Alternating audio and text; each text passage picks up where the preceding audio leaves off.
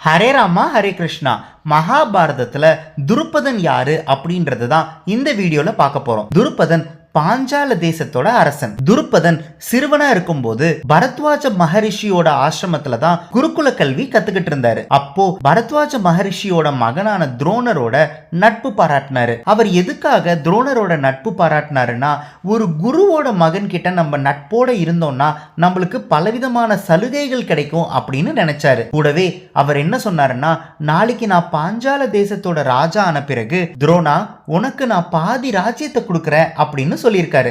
ஆனா துரோணர் அதை பெருசா எடுத்துக்கல. பின் நாட்கள்ல துரோணருக்கு கல்யாணம் குழந்தை பிறந்ததுக்கு அப்புறமா பண கஷ்டத்துல இருக்கும்போது, செல்வம் இல்லாம துரோணர் தவிக்கும் போது, துரோணர் பாஞ்சால அரசன் துருபதன் நம்மளோட நண்பன் தானே, அவர்கிட்ட போய் பேசி ஒரே ஒரு மாடை வாங்கிட்டு வரலாம், அந்த மாடை வச்சு பால் வியாபாரமும் பண்ணலாம், அதே மாதிரி நம்ம குழந்தை பசியாடுறதுக்கும் உதவியா இருக்கும் அப்படின்னு நினைச்சாரு. ஆனா துருபதன் துரோணர் வந்ததை பார்த்த உடனே ஒருவேளை இவர் பாதி ராஜ்யத்தை கேட்க தான் வந்திருக்காரோ அப்படின்னு நினைச்சு பயந்து துரோணர் கிட்ட, இனிமேல என்ன பார்க்க வராத, உன்னோட நண்பர் ராஜா ஆயிட்டான் அப்படின்னா இது வேணும்னு அது வேணும்னு கேட்க வந்துடுவியா அப்படின்னு அவமானப்படுத்தி அனுப்பிட்டாரு. துரோணரால இது தாங்கவே முடியல.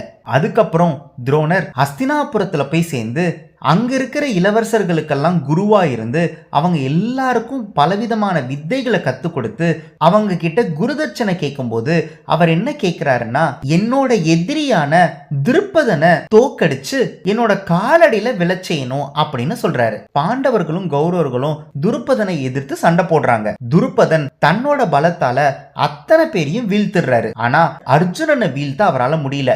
அர்ஜுனனால துருபதன் தான் வீழ்த்தப்பட்டாரு. அர்ஜுனன் துருபதனை இழுத்துட்டு வந்து துரோணரோட காலடியில சேர்க்கிறாரு. அப்போ துரோணர், என்னோட சபதம் நிறைவேறிடுச்சு துருபதா, உன்னோட பாதி ராஜ்யம் இப்ப எனக்கு சொந்தமானது, அந்த ராஜ்யத்தையும் நான் உனக்கே கொடுக்குறேன், நீயே ராஜ்யம் பண்ணு அப்படின்னு சொல்லிடுறாரு.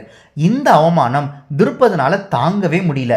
உடனே துருபதன் துரோணரை கொல்லக்கூடிய அளவுக்கு வலிமை உள்ள பலசாலியான எனக்கு ஒரு பையன் வேணும் அப்படின்னு ஒரு பெரிய யாகத்தை நடத்துறாரு.